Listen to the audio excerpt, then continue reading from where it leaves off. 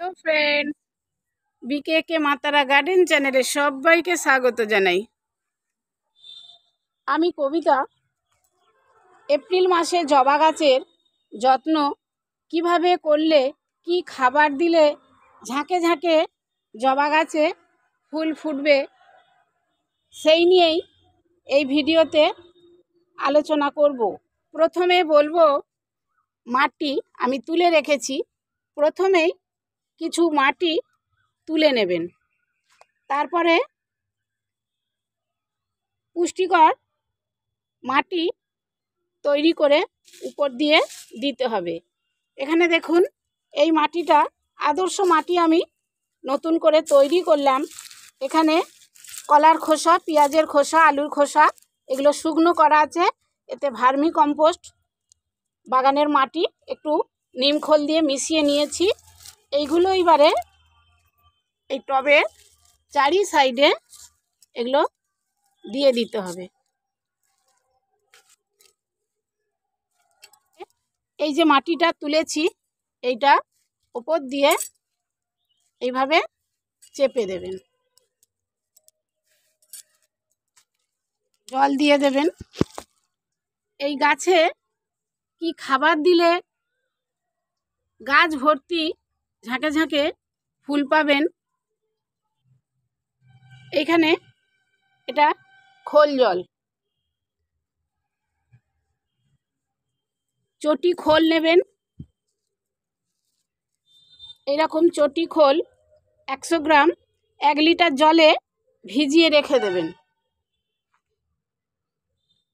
ভিজিয়ে রেখে এটাকে ঢেকে ছায়াযুক্ত স্থানে রেখে দিতে হবে। 4 দিন পর এই জলটি, এতে মগে প্লেন জল আছে, এই জলটার সাথে এটা সর্ষের খোল পচানো জল হাফ আমি এতে ঢেলে নিলাম। এই 1 মগ করে এই রকম করে ছেঁকে 1 মগ করে এই গাছে চারি সাইডে এইভাবে দিয়ে দেবেন। এই জলটি পুষ্টিকর খাবার আছে, যা গাছ ফুল ফোটাতে সাহায্য করবে। সঙ্গে চা পাতা, এখানে চায়ের পাতা 1 দিন আগে ভিজিয়ে রেখেছি। এই জলের সাথে প্লেন জল এইভাবে মিশিয়ে নিয়ে এরকম 1 গ্লাস করে গাছের চারি সাইডে দিয়ে দিতে হবে। এই চা পাতাগুলো বাজার থেকে যে কিনে আনা চায়ের পাতা, এই জলটি গাছের জন্য খুবই উপকারী।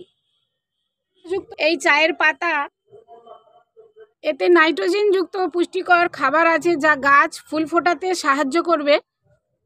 খোল পচা জল দিলে অমৃতের কাজ করবে। গাছের গ্রোথ, জবা গাছের ফুল ফোটাতে সক্ষম করবে। এটি সম্পূর্ণ জৈব পদ্ধতিতে তৈরি।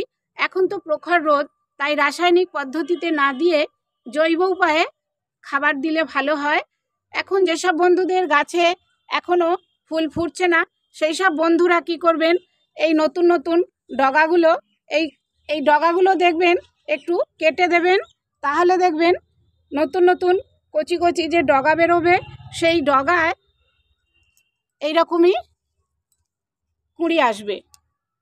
তারপরেই দেখবেন গাছ ভর্তি হয়ে ঝাঁকে ঝাঁকে ফুল ফুটবে। এখানে দেখুন, এই ডগাগুলো আমি সব কেটে দিয়েছিলাম, তাই প্রতিটা ডগায় কুঁড়ি এসেছে।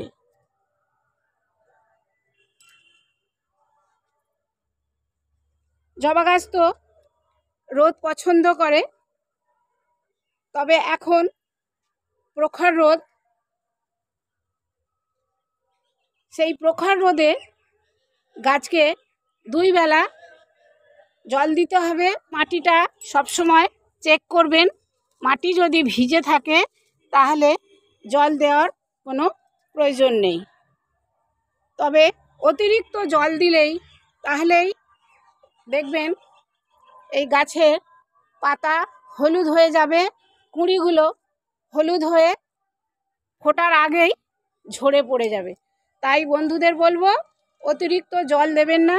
সব সময় আমাদের খেয়াল রাখতে হবে জল যাতে টবে বসে না যায়, অনায়াসে যেন জলটা বেরিয়ে যায়, সেই দিকে আমাদের খেয়াল রাখতে হবে। তা গাছে যেন রোদ লাগে।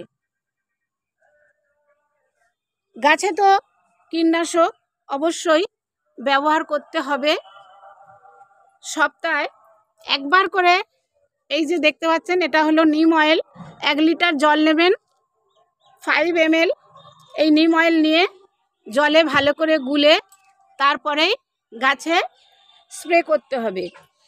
তাহলে দেখবেন পোকামাকড়ের হাত থেকে অনেকটাই রক্ষা পাবেন। তাহলে আজ এই পর্যন্ত। ভিডিওটা ভালো লাগলে লাইক দিয়ে উৎসাহিত করবেন। প্রত্যেক বন্ধুকে আমার অনেক অনেক ভালোবাসা রইল। ধন্যবাদ।